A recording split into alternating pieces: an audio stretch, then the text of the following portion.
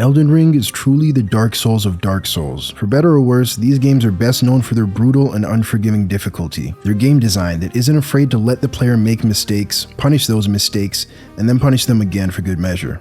While I don't think that characterization is entirely accurate, it's the image that people have of these games and is further perpetuated by much of the player base. The Souls games are nothing if not challenging, so you can imagine my surprise following the release of Shadow of the Erdtree when I realized that my fellow masochists had turned on me, saying that the game was too hard. Bro, I thought that's what we were here for. Of course, with any fandom, there will always be those with which the game just doesn't click. That's to be expected. Not everything is for everyone, and those outside of the community are naturally going to have some criticisms as to why it doesn't appeal to them. Except, Shadow of the Erdtree is late game DLC content that can only be accessed by completing a significant portion of the base game. So these complaints aren't coming from new players, at least not those new to Elden Ring. Now look, as easy as it would be to point and laugh while yelling skill issue and patting myself on the back for beating the game, I want to take a closer look at where these complaints are coming from. I don't think the Shadow of the Erdtree is too hard, but I also don't think that any argument about the challenge that the DLC presents is without merit. Buried under a pile of scrub quotes and blatant misinformation, there's something there, and I think that's worth looking at. The expansion has been out for over 2 months now, and while the initial knee-jerk reaction has subsided, the sentiment surrounding it is still less positive than you'd expect from a FromSoft release. Shadow of the Erdtree is undoubtedly a success, but remains somewhat polarizing. So what even are the complaints and where are they coming from? Well, it's not the game journalists. The overwhelming majority of gaming news outlets were throwing up 10s across the board. It was just one less than stellar 3 out of 10 from Eurogamer that had fans saying that the game journals were getting filtered, only for the fans to seemingly filter themselves a few days later. Professional Amber Heard and Johnny Depp React streamer Asmongold went viral with this clip of him saying that the game was too hard. I still think the DLC is a 10. I think the DLC is amazing. It's great. But for me, it's so hard that it's not fun. Does that make sense? I think it's a 10 out of 10 game. It's amazing. But whenever the difficulty level is so high that I basically have to perform a choreographed dance to the point where I cannot make a mistake or I will die, I'm no longer enjoying myself. His take was actually a bit more nuanced than the 20-second Twitter clip would imply, but being a chronic bad opinion haver, people weren't too keen on giving him the benefit of the doubt. He admits that the game's just not a good fit for his personality and basically says, skill issue. I mean, I don't know if it's obvious or not, but I have a very bad mental. I do. I tilt way too easily. I can't deal with any stress or frustration at all, right? I can't really deal with that level of frustration at all. I can't deal with it. I can't. And I've tried for years, and I've made negative progress, to be honest with you. You just suck then? Yeah, I'm really not that great at video games. Yeah, I'm really bad, to be honest.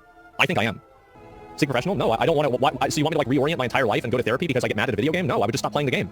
Man, I've never seen someone so self-aware yet so unwilling to fix their problems. I think people are kind of surprised at your response because you're making fun of journalists for days saying it's too hard. But those people are retarded. I want to note that while there was significant backlash regarding the game's difficulty, many of the negative Steam reviews were in regards to its poor PC performance. I didn't experience anything like that on console and only saw frame drops in a few extreme instances on PC, but it's worth mentioning. In the first 48 hours of the DLC's official release, barring negative reviews regarding PC optimization, the primary complaint was around general enemy scaling in the Land of Shadows. Enemies take too long to kill and hit too damn hard. FromSoft DLC has always been designed to be completed later in the game, and the strength of the bosses and mobs reflects this. But it seems like Shadow of the Erdtree does this a bit too well. The Black Jail Knight is an NPC mini-boss that most players will encounter in their first hour or so in the DLC, who has more health than Moog and kills you in 2 hits. That's a lot of damage, but it doesn't necessarily mean the DLC enemies are overtuned. Here's a max level character with 99 points in every attribute.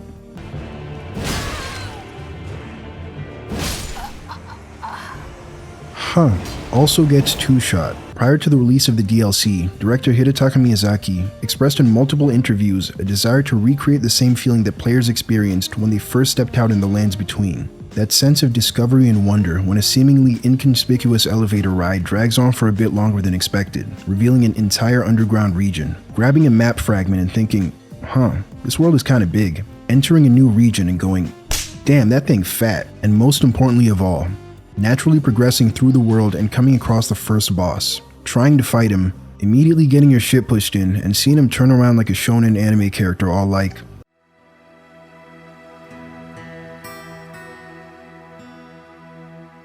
"10年早いんだよ。お前は弱すぎる。もっと強くなる。もっとクルーシバルナイトを殺してルーンズをもらう。その後来て我が輩と戦って。僕は弱い?"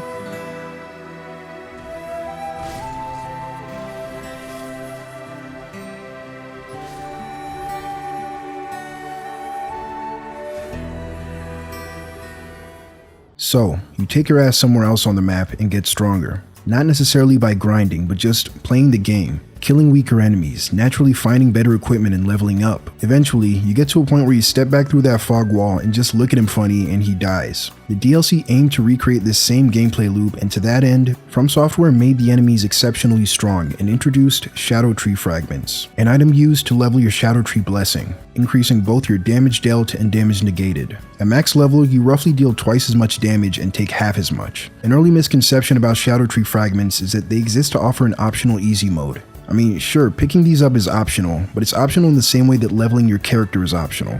Everyone is expected to make use of these mechanics, and choosing to forgo either one is a self-imposed challenge. Shadow Tree Fragments are for all intents and purposes the primary progression system of the DLC. In order for the expansion to have a similar sense of getting stronger over time, it needed a new system. In the late game, rune level can no longer effectively serve that purpose. Leveling gives you a flat bonus to whichever stat you're putting points into and your defenses. Shadow Tree Blessings buff your offense and defense by roughly 5% per level.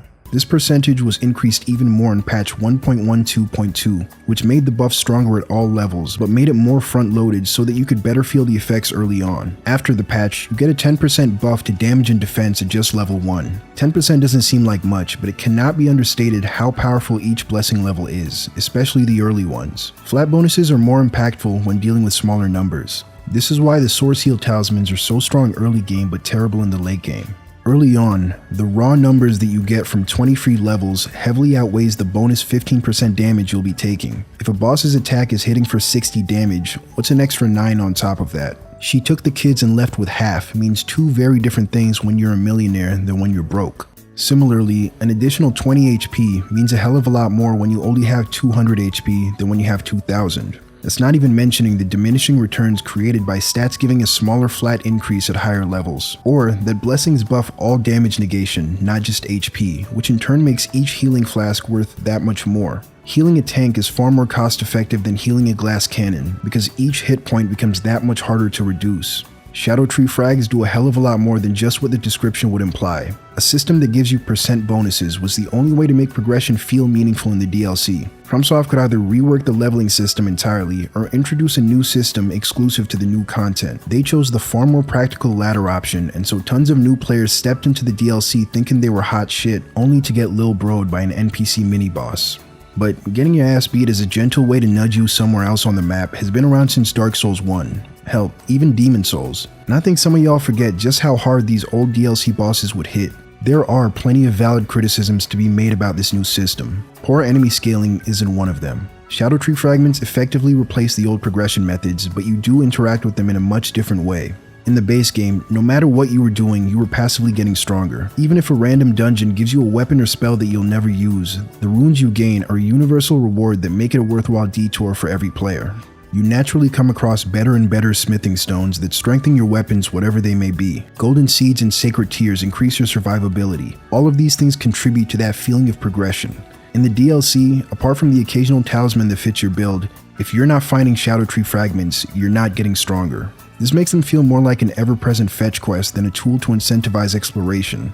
You may be stuck on a boss and exploring to get a bit stronger, and 2 hours later, you only got one Shadow Tree Fragment but came across a dozen cookbooks and smithing stones 1 through 7. When you saw a church in the base game, you knew that it held a sacred tier. With the exception of 2 dropped by NPCs, every single golden seed is either found under a phantom tree or dropped by a tree spirit. There's much less rhyme or reason to how Shadow Tree Fragments are placed.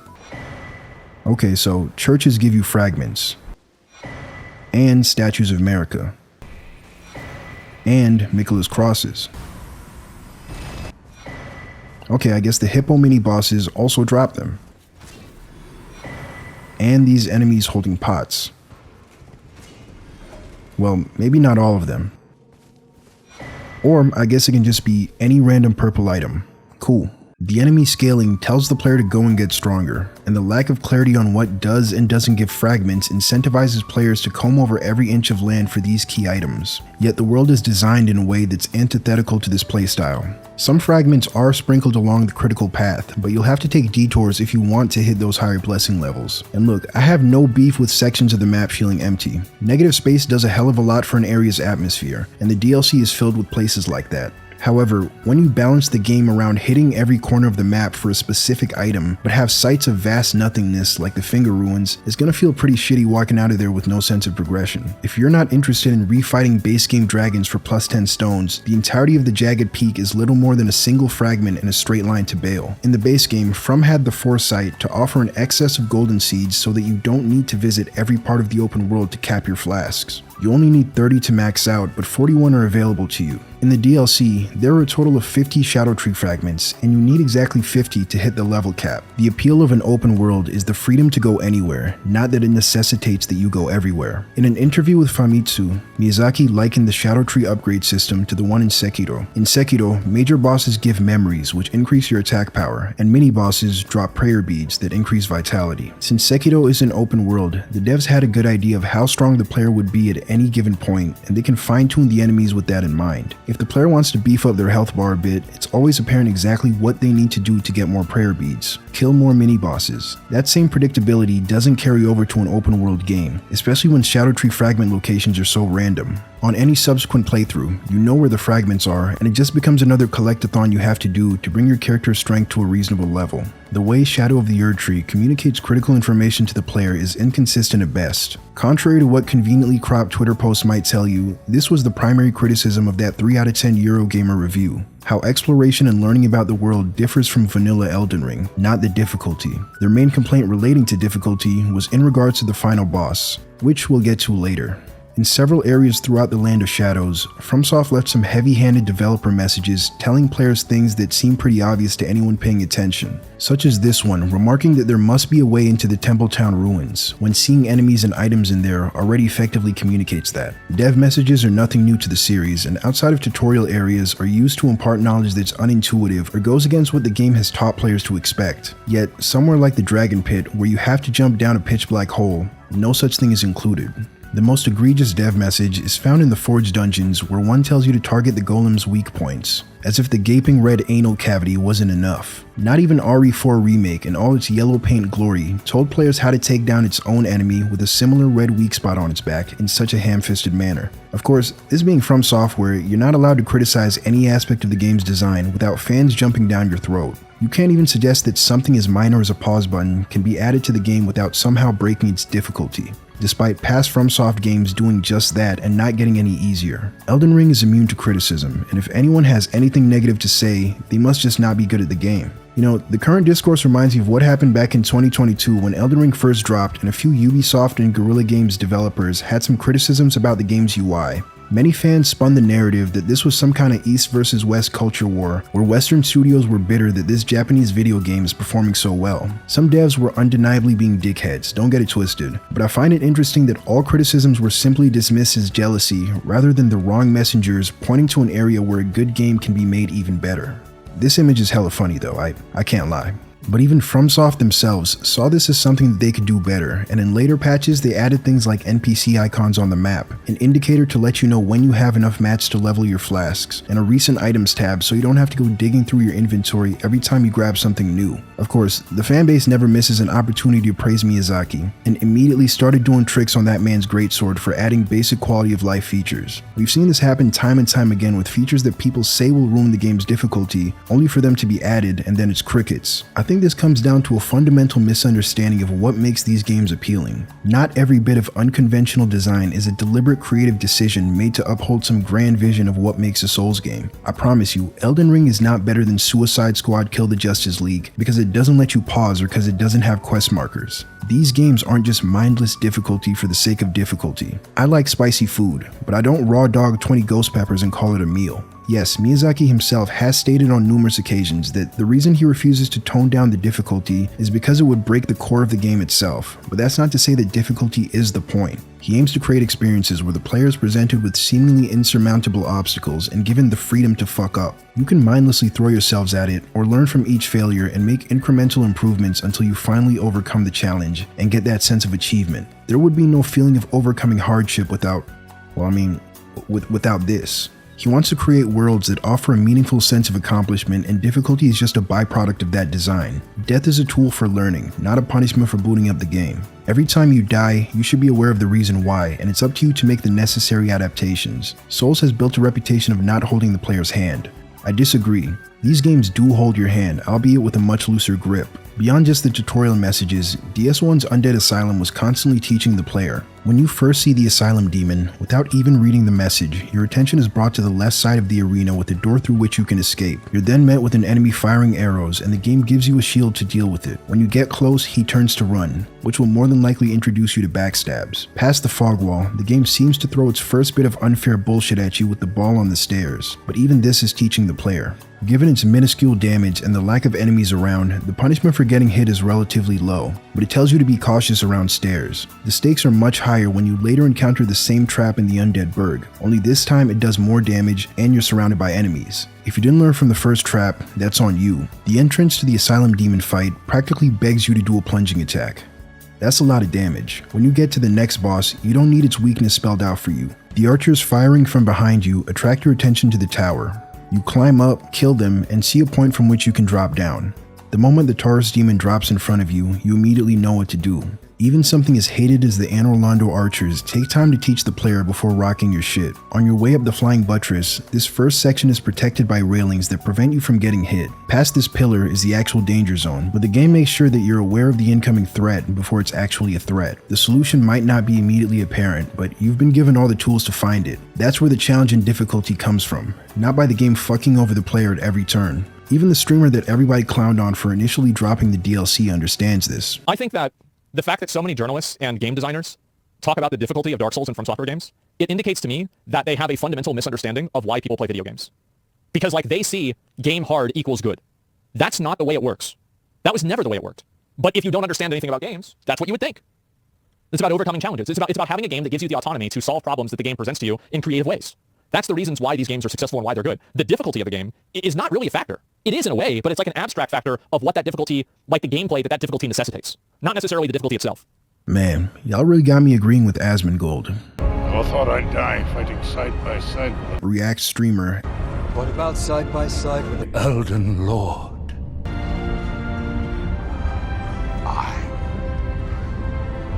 I could do that. Saying that a game is too difficult is a reductive nothing burger of a statement that cannot be argued or refuted. Nothing can be extrapolated from that without additional context. The bar for difficulty is different for everyone, and difficulty can be derived from a number of different factors. Bosses like the Bed of Chaos aren't hated because they're simply too hard. It's because the boss is quizzing you on shit that you never got the study guide for. Dark Souls is not a puzzle platformer. So what the fuck is this shit?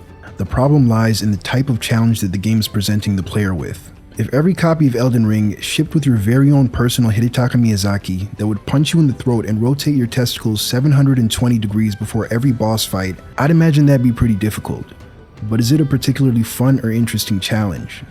Don't answer that. Many changes have been made from Dark Souls to Elden Ring that objectively made the game easier in order to facilitate a kind of challenge that better fits their newest game. Stakes of America and Closer Sights of Grace all but got rid of boss runbacks. Runbacks were definitely something that made the earlier games harder, but they were lessons in tedium more than anything. There's no lesson to be learned running for over 1 minute before getting to even attempt a boss a second time. It's a pointless punishment. Weapon durability was slowly phased out till Elden Ring removed it altogether. Your main weapon breaking mid-boss fight would make it more difficult, but that difficulty would come from frustration. When not in combat, you have infinite stamina in Elden Ring. Constant stamina management made sense in the more tightly designed areas of Dark Souls, but would be an unnecessary waste of time in an open world. The ways in which each challenge manifests has to cater to the limitations placed on the player by each individual game, and how to deal with that challenge should be something that's been taught to you. The dev messages scattered throughout the DLC are proof enough that FromSoft still cares to teach the player before throwing them to the wolves, but they seem a lot less confident in how they communicate that information. These games at their absolute best are puzzles. And I don't mean that terrible platforming, or these towers that have you running around looking for hidden turtles. What the dog doing? They're puzzles in that they present you with a unique challenge and ask that you use the tools available to you to come up with a creative solution. There's almost always a best answer, but rarely ever a single right one. That freedom in how you can approach each challenge is what makes them so enjoyable.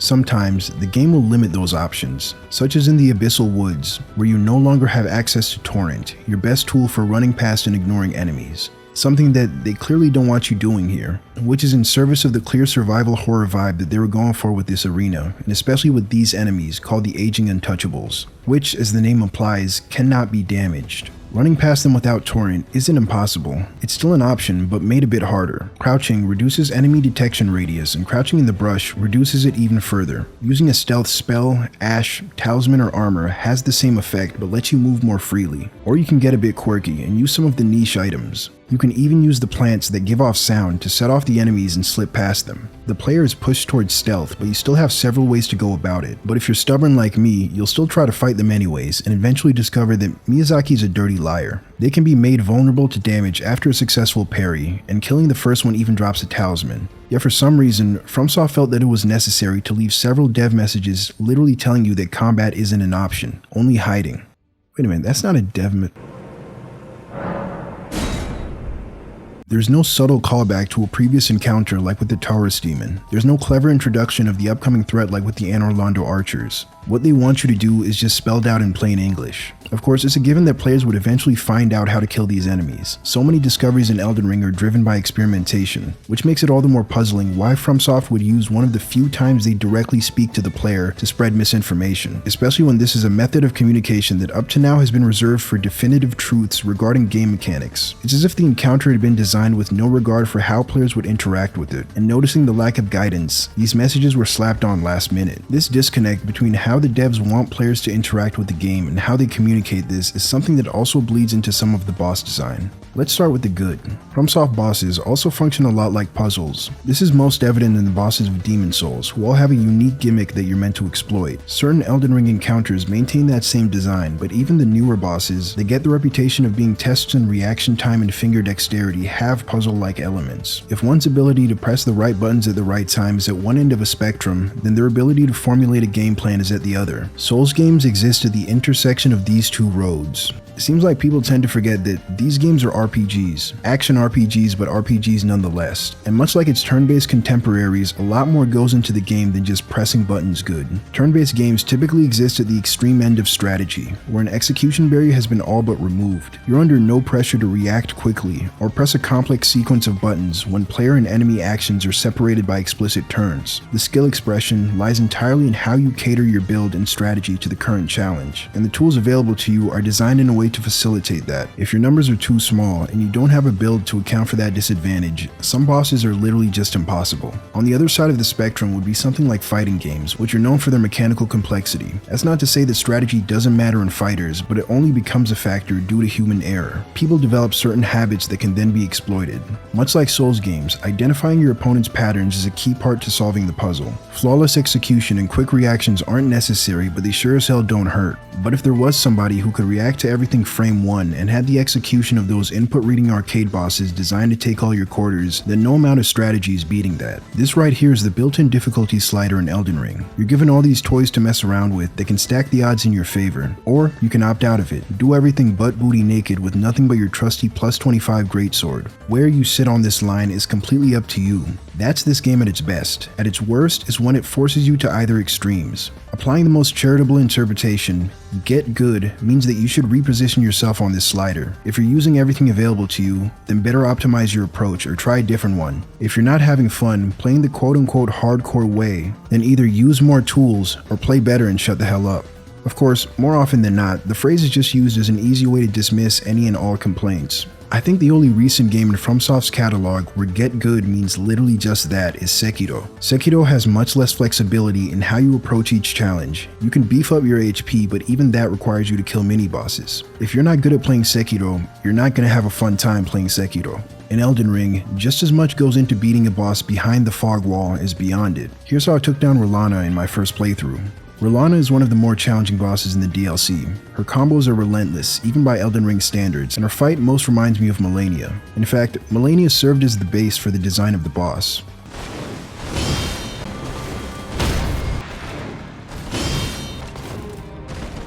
I don't know what gave it away. After getting some early attempts out of the way, I settled on a parry strat.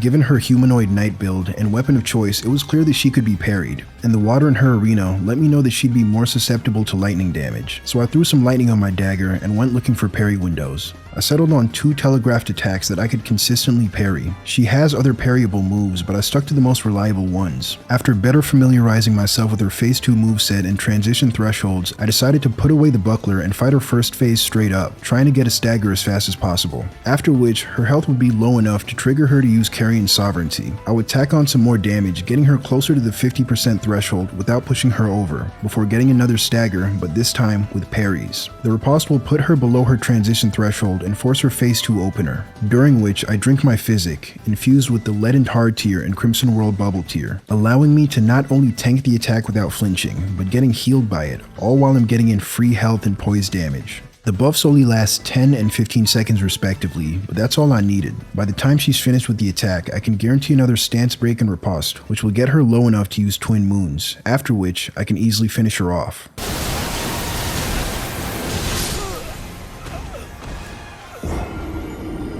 At least in theory. The final attempt ended up going a little off script, but I more or less stuck to the same game plan. The fact that the boss caused me to rethink my approach and led me to 2 niche crystal tiers that I'd never thought to use before is something that I love about this game. She's by no means mechanically simple, but I did a lot more than just hit the circle button better to beat her. Both my execution and strategy had to be refined. Fun fact though, my physic was actually kinda useless because during this move, her sword has no hitbox.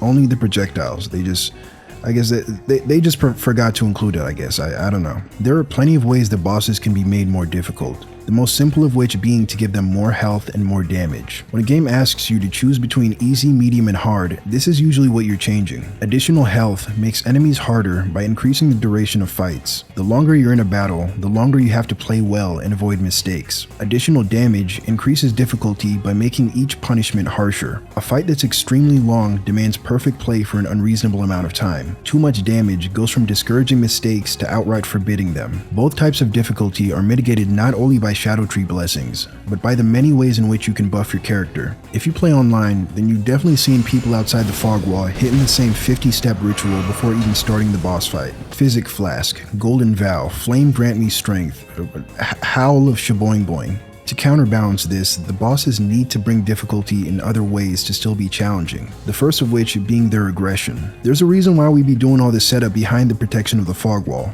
If we did it after entering the arena, stupid, I'm not gonna let you get the chance.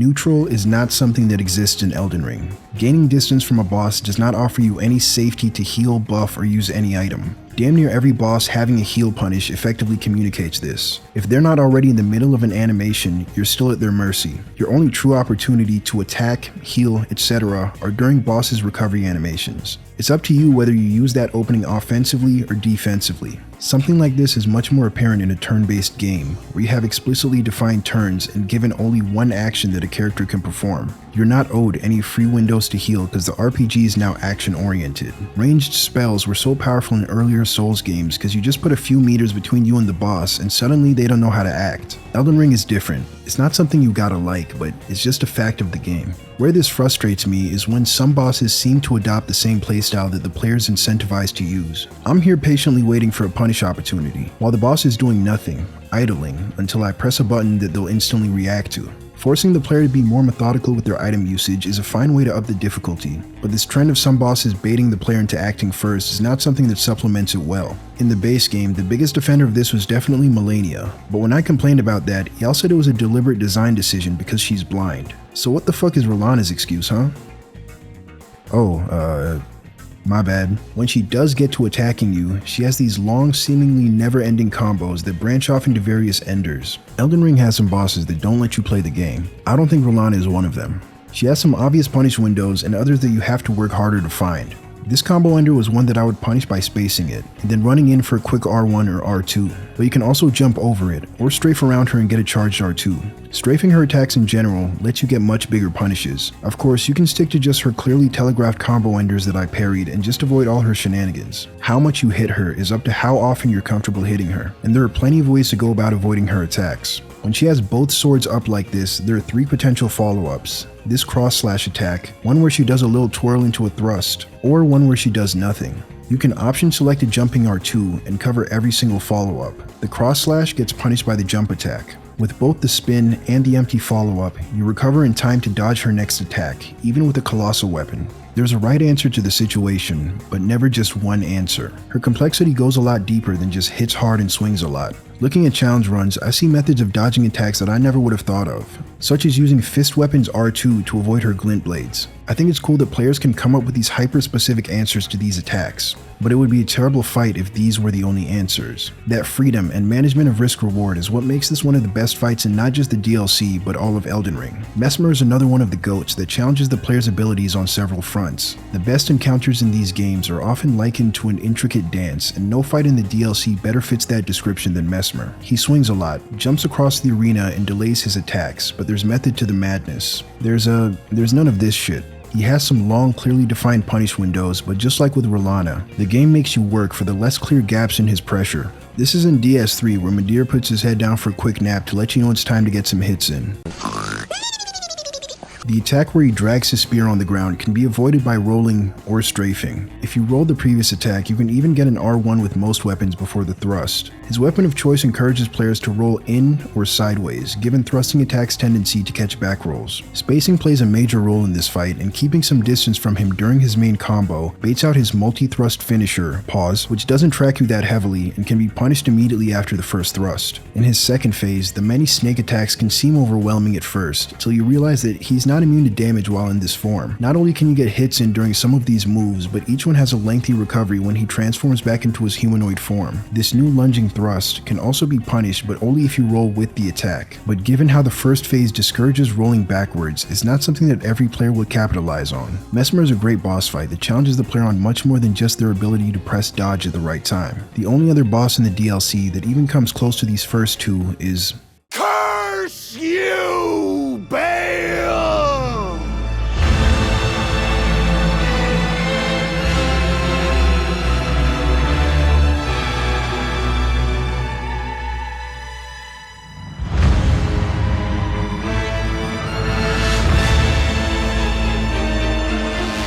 Bale is hands down the best dragon fight that FromSoft has ever crafted. Not only that, but he's also the most difficult. Bale was the first major boss I came across in my first run, and it went about as well as you'd imagine.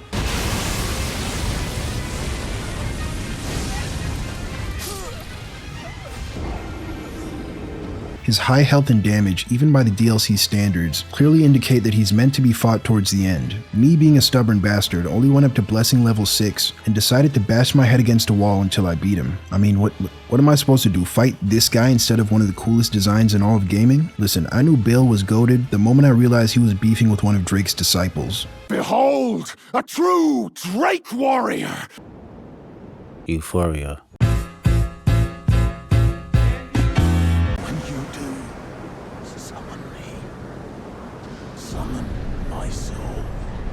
And no, I didn't summon him. An issue that plagues the vast majority of large FromSoft bosses is the camera. The field of view simply isn't wide enough to where you can both be close to the boss and have their attacks be easily readable. Most of them end up coming from off screen. It definitely makes a boss harder, but not in any fun or interesting way. It feels more like the game is actively working against the player and you're fighting its mechanics rather than the boss. It seems like From Software is aware of this problem. I mentioned in my last Elden Ring video that some base game bosses actually address this issue pretty well. The examples I gave being Rykard and Placidusax.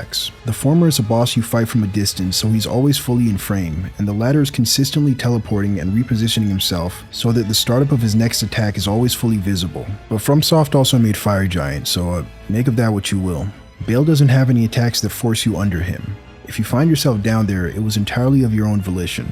His left leg takes increased damage, but the clear body part you're meant to target is his head, as implied by his lock-on point. While under his body, many of his attacks just won't hit you, but you also trade visibility. Directly in front of him, you can see and react to anything, but he can also hit you with anything. Where you focus is up to you. Camera problems only arise during his phase transition, where you can lose your lock-on, and when he gets too close to a wall, which tends to happen pretty early on, given these bosses' love for jumping you the moment you enter the arena. Thankfully, whenever he does get too close, he does his hop backwards to give the camera some room to breathe. If a boss is jumping away from me, there better be a damn good reason for it. Fights like Fire Giant and as of the DLC patch Elden Beast have a band-aid fix for bosses that constantly disengage you by letting you ride Torrent to chase them down. And this fight is just another thing that elevates it by minimizing frustration that would be caused by being sandwiched between the wall and the boss. Positioning yourself in front of him also gives you some unique punish windows. He'll only follow up the swipe attack when you're right in front of him, which rewards you with the chance to get a fully charged R2. The second hit of this 3-hit combo is hard to iframe because he swipes with both wings, meaning the recovery frames of your roll are likely to be caught by the second hitbox, so it's best to roll away from this attack, be that away from Bale or locking off and running under him. This leaves you close enough to attack, but also means that the last attack is off screen. Souls players will frequently tell you that some bosses are better fought with no lock on.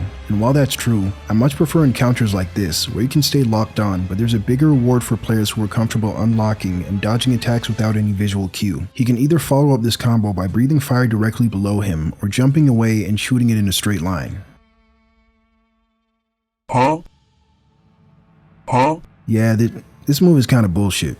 But not by design. If you try to dodge this attack from anywhere that isn't point blank in Bale's face, it's a coin flip as to whether you get hit. Bale's arena is not completely flat. Due to its topography, the massive stream of hitboxes that make up the flame breath collide with certain objects and sends them at unpredictable angles. This is not intentional.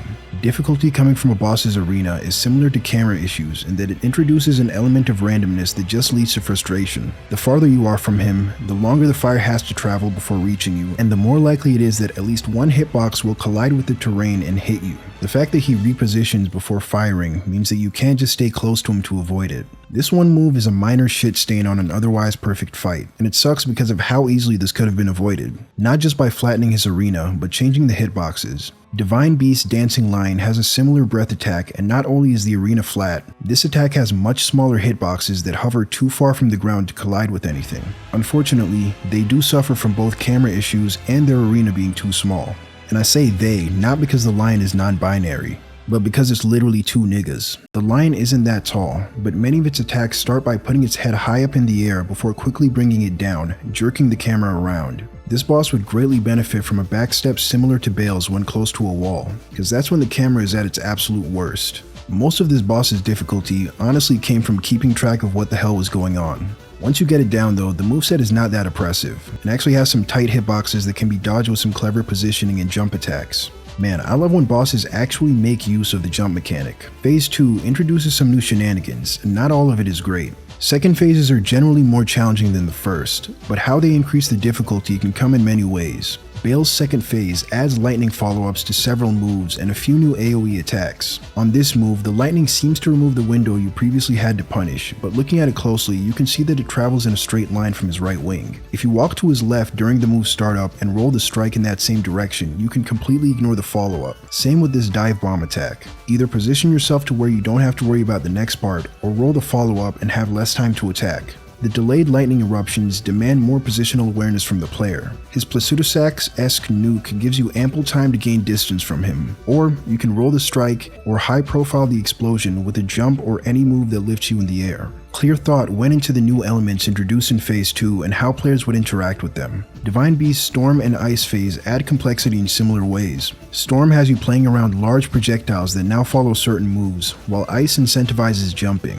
But the lightning phase just covers the boss's previous punish windows with delayed lightning strikes. Rather than changing the way you approach the fight, you're encouraged to disengage until he switches to a more favorable element. I don't think the lightning phase challenges the player in a way that's interesting like the other two, but it's definitely not enough to make this a bad fight overall.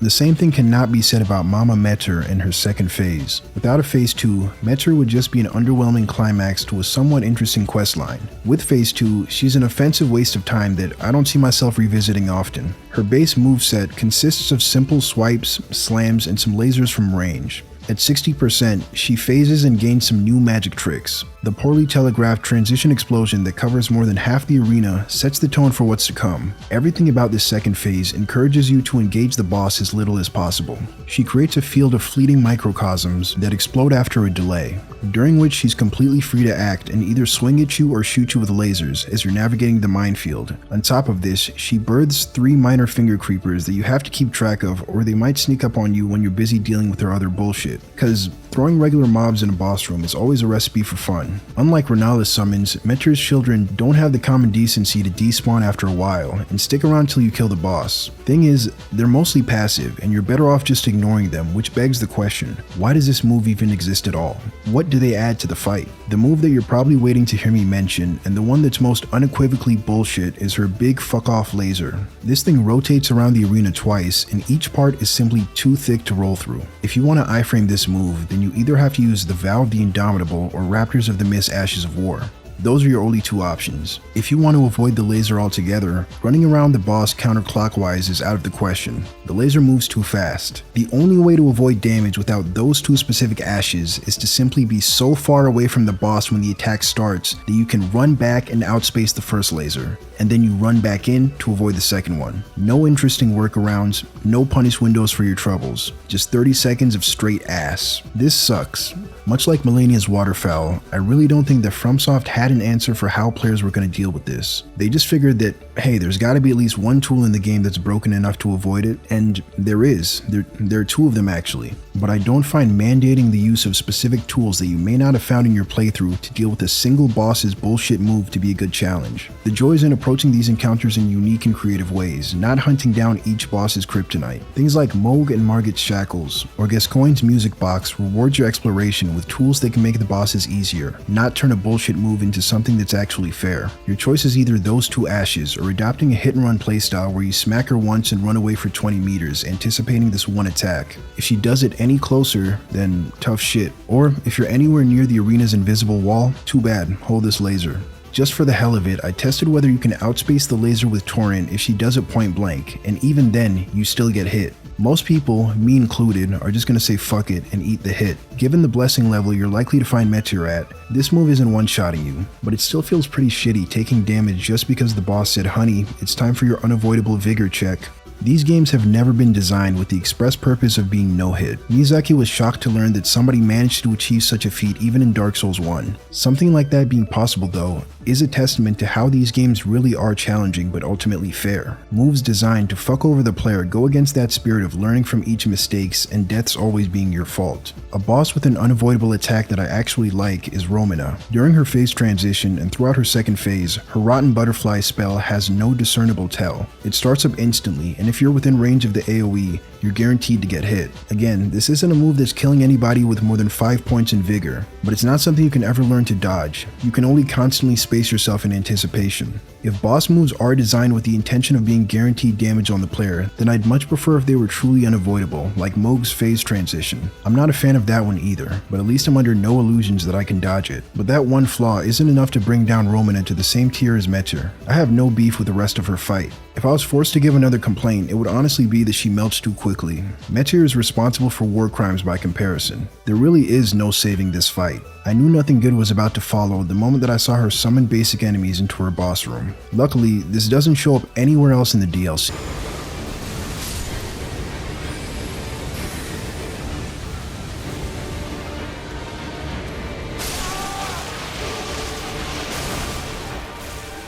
We were this close to greatness. You know, at this point I'm honestly convinced that some of the devs' decisions are out of spite for the player base, because I can't think of a better reason. You know, the day that they stop throwing shit that everyone hates into their games will be the day that pigs fly.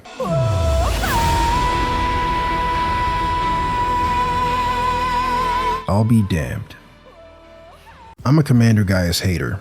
Well, at least I was. Now I just find him incredibly boring. You fight him in this wide open arena, so thank God for that. And this is the only Remembrance boss where you can actually summon Torrent, which you will most likely not be using at all in this fight. Look, I'm gonna give it to you straight.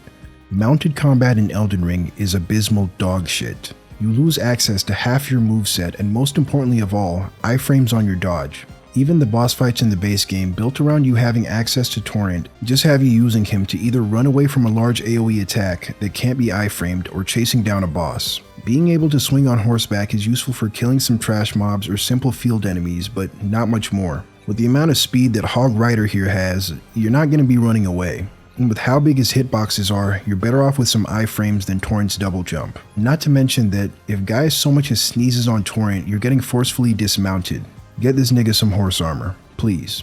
The most contentious aspect of this boss is undoubtedly this one move where he charges at the player with a constant lingering hitbox that feels like it always hits you when it really shouldn't. Here's what that hitbox, or those hitboxes, look like. Not only is there a massive hitbox for both Gaius and the front half of the boar, there's also one for each tusk and one for the front hooves and one for the back. These hoof hitboxes are the main thing that makes the move so irritating. Typically, you want to dodge these kinds of charging attacks by dodging into the boss. Since they're coming towards you, rolling through them would put the most distance between you and the boss. But Gaius' charge is just slow enough that the recovery frames of your roll will constantly be caught by the boar's hooves. Even Bale's charge, which has a significantly larger hitbox, doesn't have this issue because of how quickly he goes past your character. This means that for Gaius, the best way to dodge this move is to the side, so that you gain some distance and don't recover into the late hitbox. This is much easier to do with a light roll than a medium roll. With a medium equip load, you don't gain enough distance, and since Gaius doesn't run in a perfectly straight line, you still get clipped by the back hitbox. I like rocking some lighter armor or going butt naked on subsequent playthroughs, but I don't think that's something that any player should be forced to do just to dodge one attack. As it stands now, the primary challenge posed by Gaius is just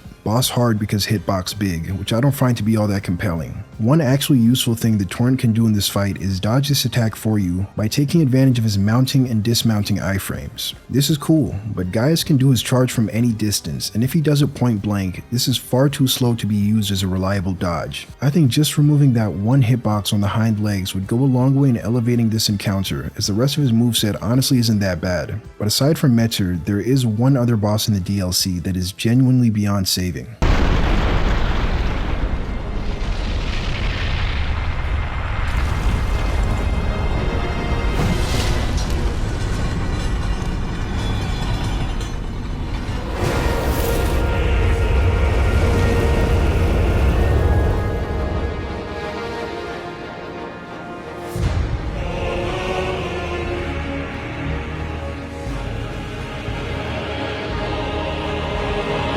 Radahn is every criticism aimed at the base game bosses compiled into one. Radahn is the fetishization of difficulty that people who have never touched a Souls game like to pretend that all of these games are. Radahn is the 4 PM dick flattening you say you're down for but immediately come to regret.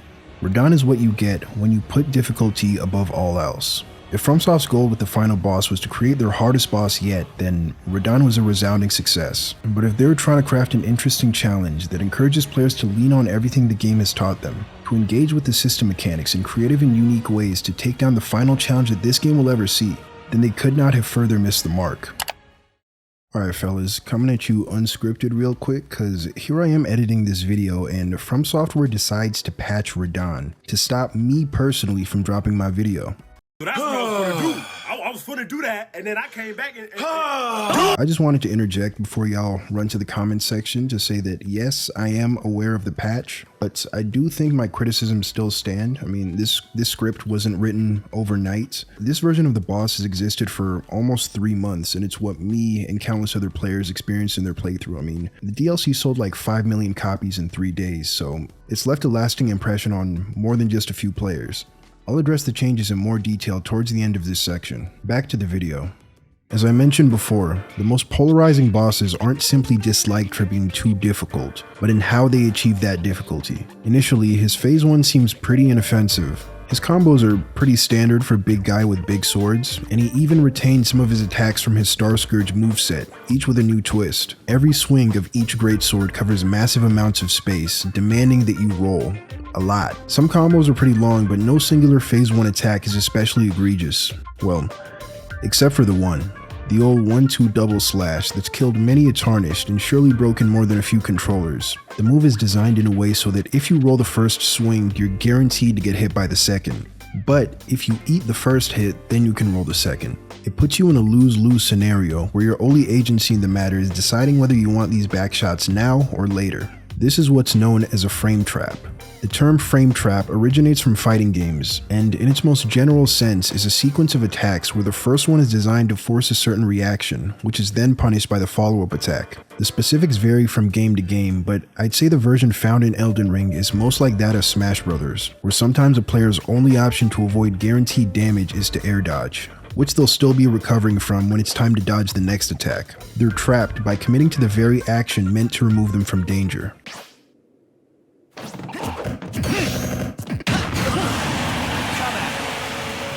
Let's talk frame data.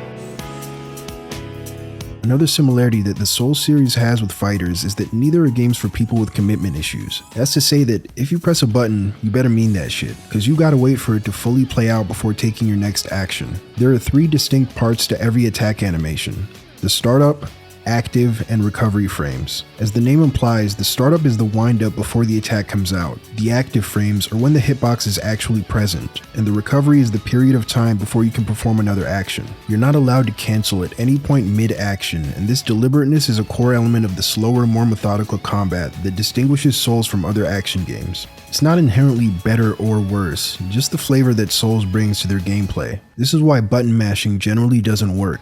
In Sekiro, you can cancel your attack startup into other actions and get some pretty decent mileage out of mashing L1 and praying for deflections. Attack commitment is one thing that levels the playing field between the player and the bosses in Elden Ring. Every single enemy has to go through those same motions when attacking. You don't have to worry about Radagon suddenly canceling his grab wind up into a stomp. This consistency and predictability is what enables us to learn boss patterns. Their attack startup is what players react to, and their recovery frames are what create guaranteed punish windows. But the player can do a whole lot more than just attack, and each one of those actions also comes with a commitment, including the all-powerful dodge roll. While it doesn't have any startup and is invincible frame 1, it does have recovery frames. Without any recovery, you could just chain together iframes endlessly as your stamina permits. The dodge grants 27 frames of invincibility, followed by 17 frames of recovery. To roll through an attack with 5 active frames, you just need to make sure that those 5 frames overlap with 5 of the 27 frames where your character is impervious to damage. That's a pretty sizable margin for error. The more active a move is, the more precisely timed your dodge needs to be. If an attack has 27 active frames, then your dodge has to be literally frame perfect. Any more active, and the move becomes impossible to iframe with a basic dodge roll.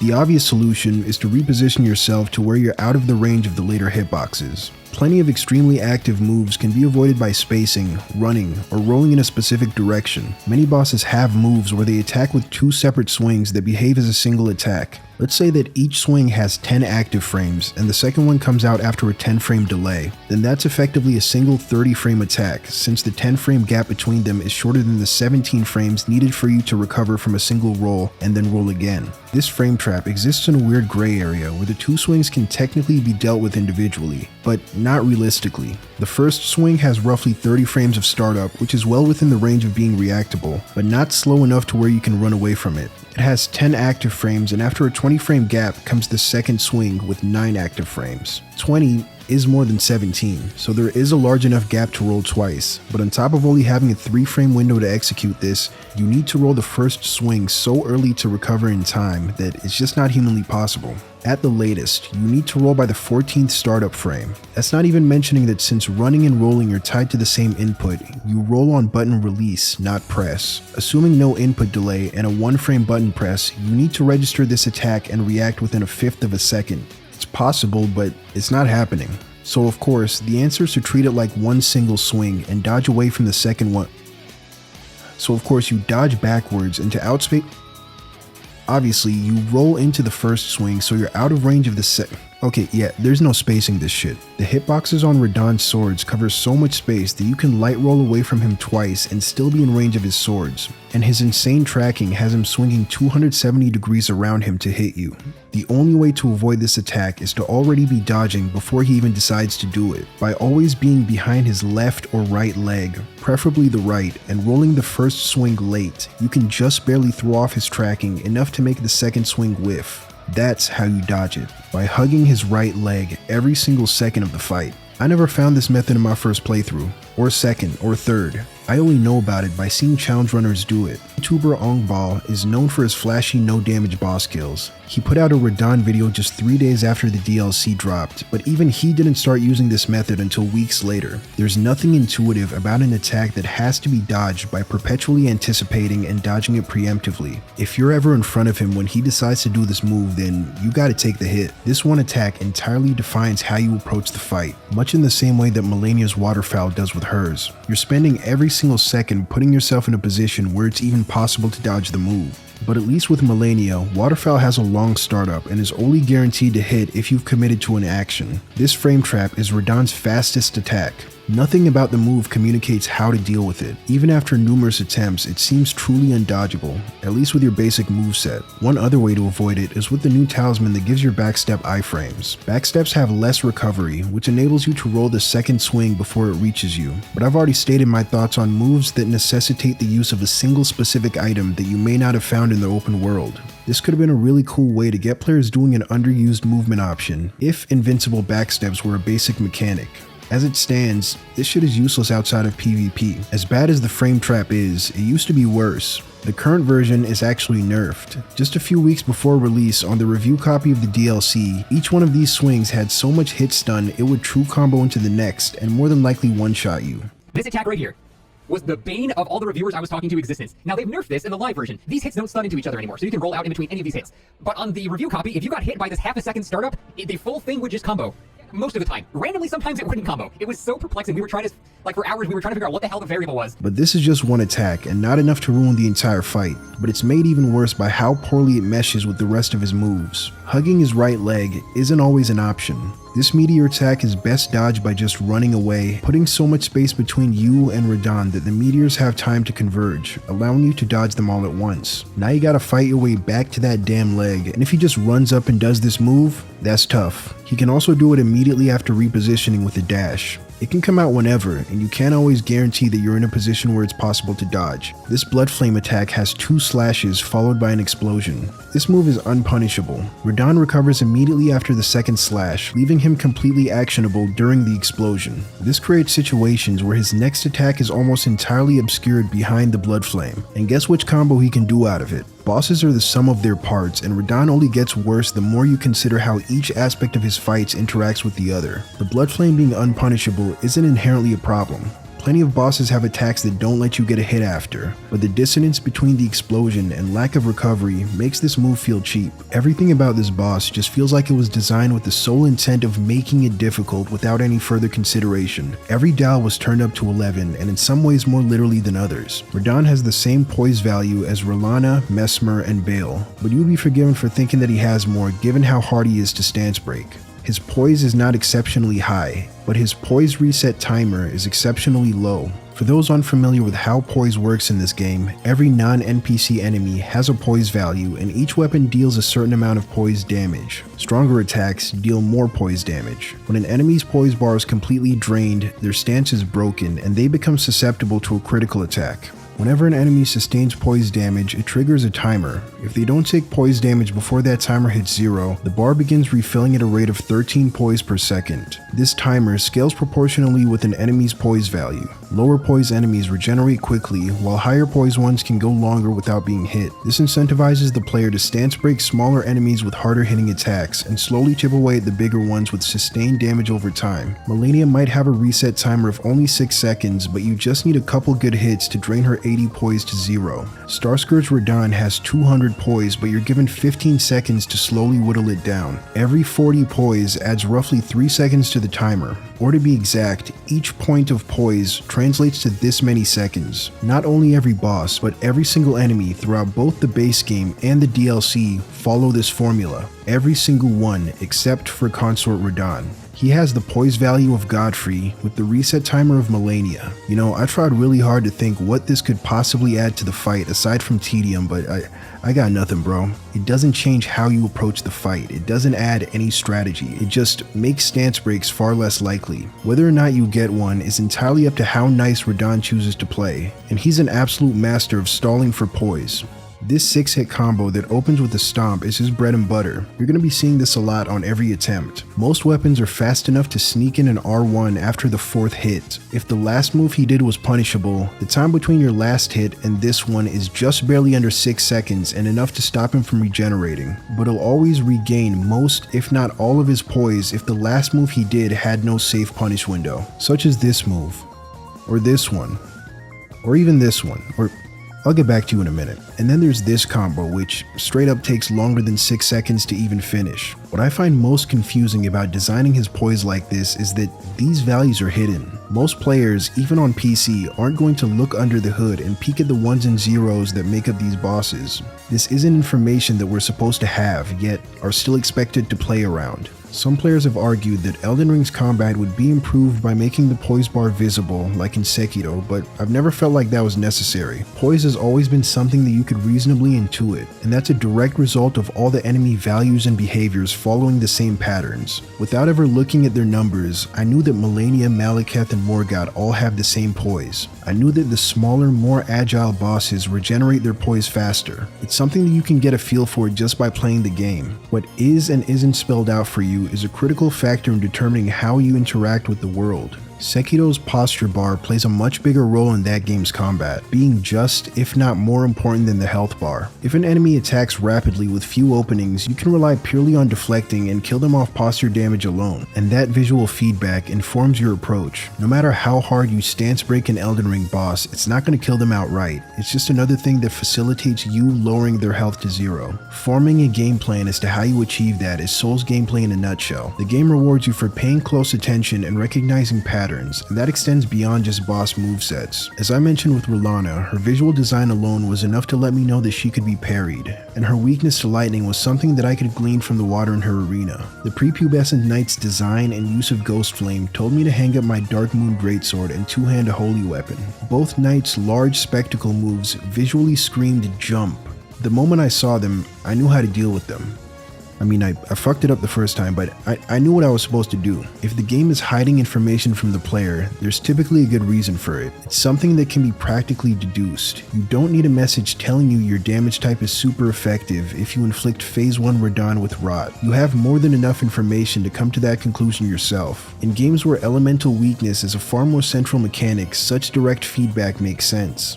Trial and error is an established fixture of FromSoft games. If you beat a boss on your first attempt, it was more than likely a fluke. No matter how good you may be, you still have to see every move before you can recognize their tells. You need to not only identify punish windows, but how big of a punish you can get away with. There's no text on the screen to tell you. You won't know until you try. A fast attack by Elden Ring standards comes out in 20 to 30 frames. In fighting games where the fastest buttons can have as little as 0 frames of startup, you're not meant to be able to react to everything. When punish windows exist for fractions of a second and frame-perfect inputs are far more common, there's a greater precedent for the game to describe each interaction in plain English. You always know when you drop a combo, when a move has armor or invincibility. Trial and error is still involved, but feedback from the game is much more immediate and impossible to miss. Such overt messaging isn't needed when the game is designed around you piecing these things together yourself, but that only works when it sticks to that design, when it builds on those same patterns that it's taught the player. Moving around hidden values like this throws all that shit out the window. What stops Souls games from boiling down to just throwing yourself at the problem until it cracks is that you're not always starting from zero. With each boss kill, you're familiarizing yourself with the game's systems and better equipping yourself to take on subsequent challenges. Through established patterns, punishing the same mistakes, and encouraging certain behavior, Elden Ring teaches the player to speak its language. Shadow of the Erdtree also speaks that same language, but Consort Radahn feels like a slur. Breaking a rule that's been reinforced throughout the entire game in a series that prides itself on indirectly teaching the player about its systems through its systems has got to be the absolute worst way to increase difficulty, especially when this rule is built on intuition and the change cannot be seen visually. Malenia breaks established rules in a similar way, being the only one who can cancel her animations in a world where every other enemy is bound to the same rule of attack commitment as the player. But at least her bullshit is on full display. Fighting Radahn on my first playthrough, I managed one stance break, so I knew it was possible, but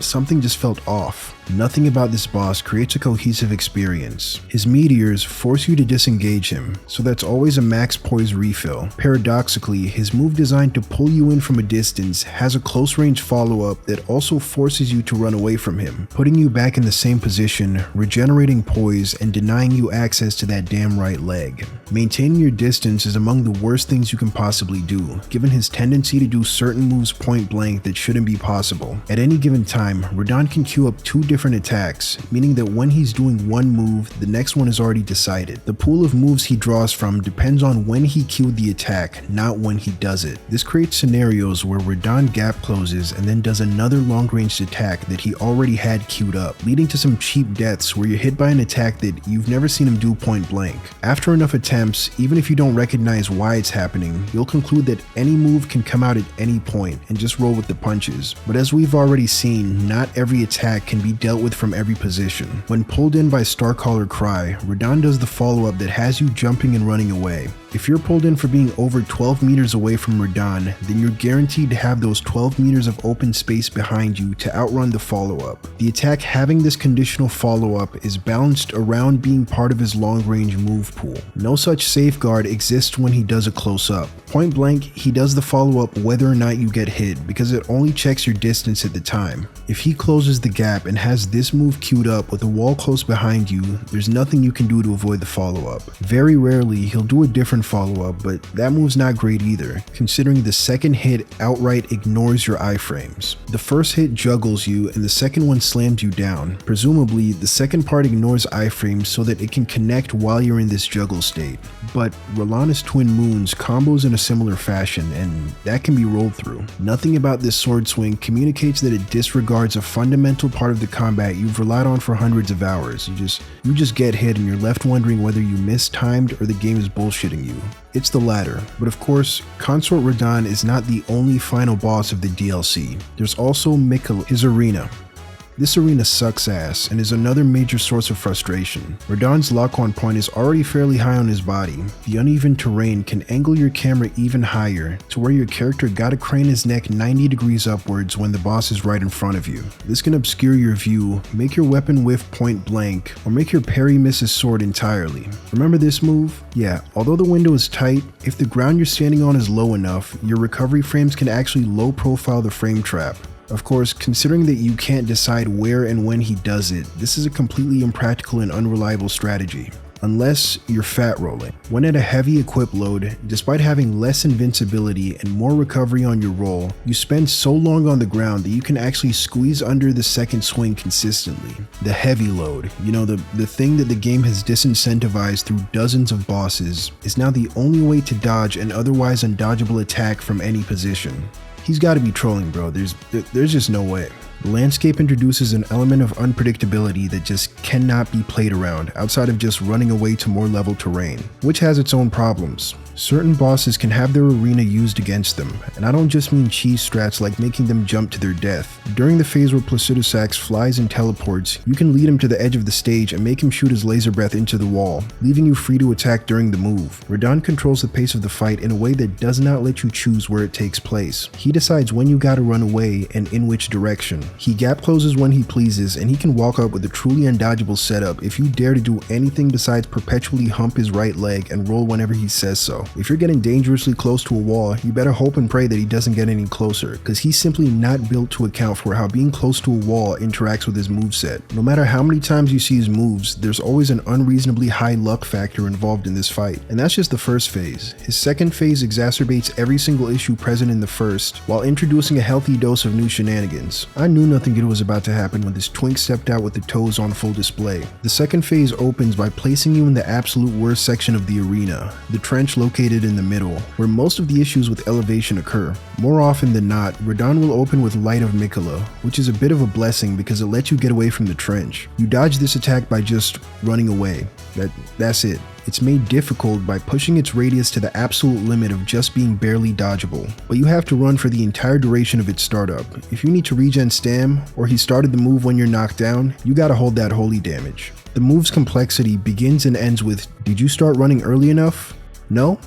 Damn, that's rough. Of course, the attack lasts for 4 to 5 business days, so it's a full poise reset whenever you see it. I do like these large spectacle Call of Duty killstreak ass explosions in moderation, but at this point in the series, FromSoft sees it as a mandatory fixture of every major boss fight. Shit, they gave Consort Radahn 2 of them. My problem is that running away is the extent of how you interact with so many of them, and I don't find maximizing the amount of time you spend running to be all that fun or interesting. In Sekiro, when Genichiro and Ishin do their massive anime ass special move, you don't just run away. You jump to meet them in the air, grab the lightning out of the sky, and turn that shit on them like, No, nigga. No. No. No! You use your health as a resource to turn an especially dangerous attack into an opportunity to inflict massive damage on the boss. Dodging is just one option. I love when Elden Ring limits these kinds of moves to grounded hitboxes because jumping is something that's available to every single player, regardless of their build. If you have a spell or Ash of War that also lifts your character off the ground, this gives you a much needed opportunity to use that long anime-ass special move, but it's not mandatory. There are ways to give these moves more depth within the confines of Elden Ring's combat system. The Shadow Tree Avatar's Phase 3 explosion is much easier to dodge from a distance, but it gives a longer punish window when dodged point blank. There's not much to react to close up, so you gotta work out a consistent setup to make it dodgeable at this distance. Or leave some damage on the table to gain some distance and get a more consistent dodge. There's decision making involved in how you deal with it. Bale's transition explosion has a clearly defined radius and doesn't require you to run that far. If you have a spell that reaches far enough, you can even hit him during the move. After the explosion, there's enough time to run back in and get a melee hit to maintain poise damage before he takes off. Most players won't think to run back in, but that opening does exist for those who care to test the limits. None of that kind of decision making is present with Radahn. You're just a spectator. You roll ad nauseum, watch him do his fancy special move, run far away, heal if you need to, and then react to whatever he does next. He can even do his massive AoE moves back to back, meaning that you can go 30 seconds without hitting the boss once because unlucky, I guess. His meteor move from phase 1 is made more difficult by requiring that you run farther and for longer. Starcaller Cry is made more difficult by requiring that you run farther and for longer. Both are guaranteed max poise resets and the second is still unpunishable. The additional running required by his phase 2 moves also reduces the distance that you can safely be from a wall before certain moves become unavoidable. If he does this move with his back to the wall, your back to the wall, or cues it up at close range before doing a move that forces you away from him, you cannot dodge the entire attack. His clones attack too quickly to be rolled and have to be spaced. But the ground you have to cover for these clones to miss is just fucked. Sometimes you can run as much as possible and the clones still catch up to you regardless. I think this may have to do with the uneven terrain affecting your distance traveled and the clones having some wonky tracking. They'll sometimes fly off in unpredictable directions or track a bit harder than usual when you're going up or down a slope. In phase 2, each of Radahn's sword swings are accompanied by pillars of holy light that limit the directions in which you can safely roll. Unsurprisingly, towards his right leg is still the best option. His arena's terrain also influences these pillars and exactly where they spawn, adding some nice RNG to whether or not you get hit. His frame trap becomes much more threatening now that his slashes push you into the pillars if you're ever hit. Being sandwiched between Radahn's body and Mikola's pillars also force you right up against his character model, making camera issues even worse. Additionally, his tracking is so egregious on some moves that he'll do a full 180 around the player during an attack animation. His entire body swivels like he's on a rotating platform to make sure that the attack connects. This happens so fast that the camera doesn't have time to adjust, and you'll be looking at his back for most of the attack animation. Where his right leg was at the start of your roll is no longer where it is by the end of the attack, which means you may have just rolled into some light pillars. Perhaps the most irritating aspect of this phase is how the holy moves impact visibility. Since you're incentivized to roll in, this is your view at the end of most combos. The Blood Flame attack is still here, and now he has even more moves that he can hide behind the explosion. Mikola's hair is yet another barrier that makes Radahn's actions far less readable. You gotta constantly be circling around him to dodge the frame trap, meaning that you'll always be a bit behind Radahn and looking at his attacks through Mikola's hair. And this boss doesn't wait to turn and face you before beginning any of his animations, so a portion of the startup will always be obscured from the player. The cherry on top of all of this is just how heavily the phase 2 visuals tank your frame rate. Maybe you got a beast of a PC and you're the exception, but from what I've seen, it seems like a pretty universal experience that this phase in particular turns your PC performance to shit. When I said that I only saw performance issues in a few extreme instances, this was it. This one fight. This boss is hard.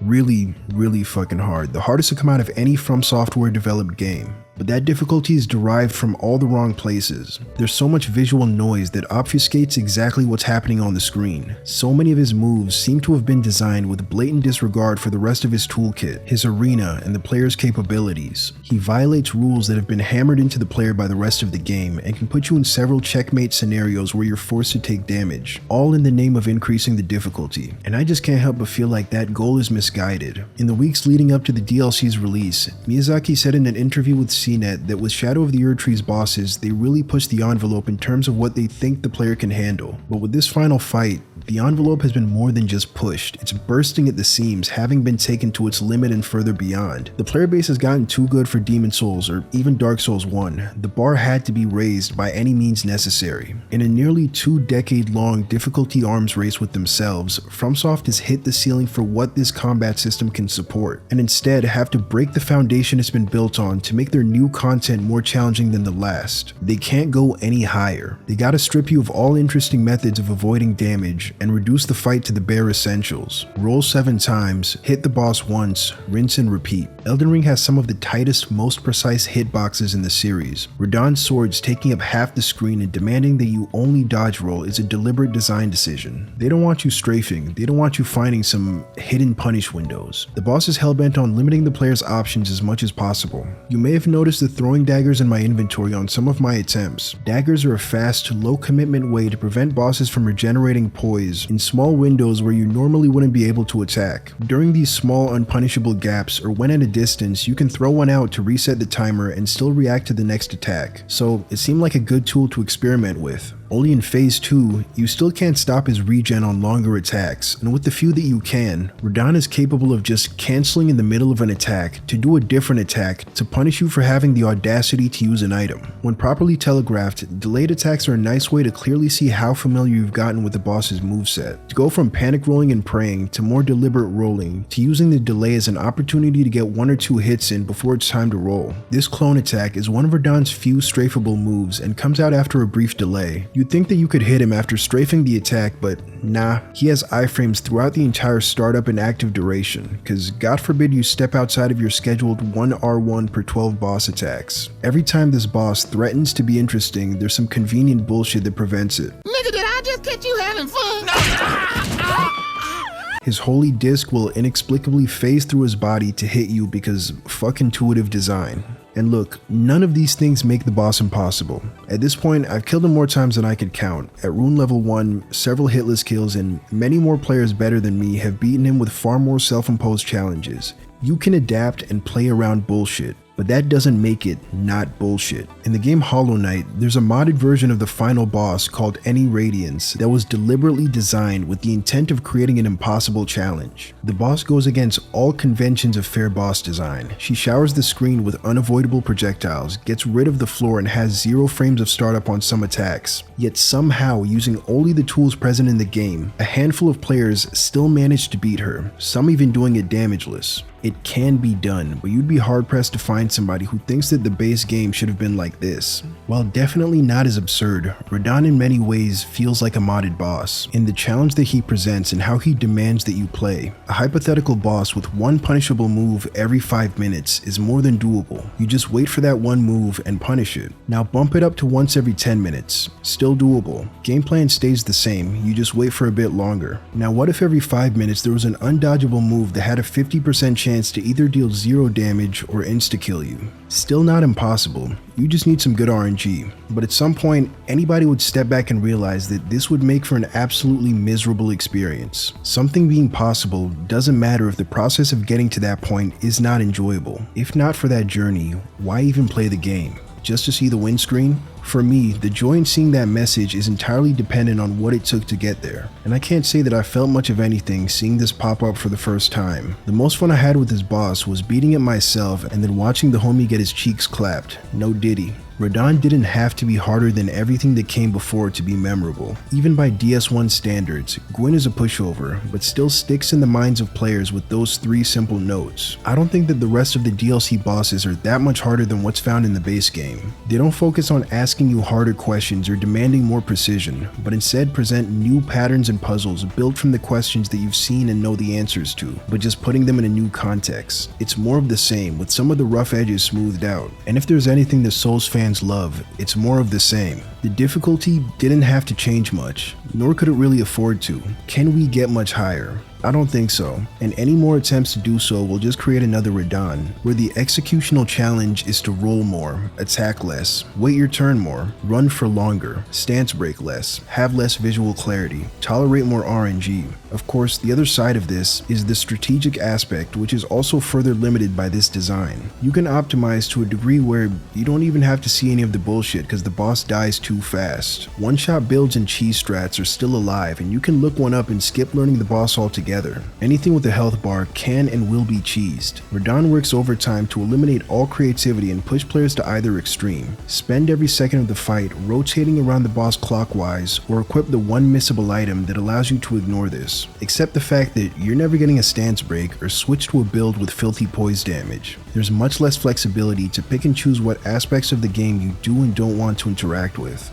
Alright, editing me back to talk about the nerfs, or balance adjustments as they call it, but it's basically all nerfs. From Software patch notes are notoriously garbage, so you can't tell from looking at the description, but patch 1.14 addresses almost every one of my complaints with the boss. Starting with the most impactful one, that damn frame trap. The gap between the first two hits is now 30 frames, so you can comfortably roll each one individually. This completely changes the entire fight. You no longer have to hug his leg 24/7, which indirectly fixes a lot of his other problems, like having to look at his arms through Mikola's hair, since you can now just be in front of him whenever. A lot of the changes have a domino effect like this, where one change impacts some other problem with the boss. They didn't change his poise or his poise regen, but he has a lot more punishable moves now, such as the Blood Flame attack. He's no longer actionable during the explosion, which makes stance breaks far more likely because you have a lot more opportunities to hit him. Light of Mikola was changed to be a bit smaller, so you don't have to run for 10 years. Also, the visuals in Phase 2 have been touched up so you can actually see what the hell's going on. Overall, the boss was just made to be a lot more manageable. You have more agency in the fight.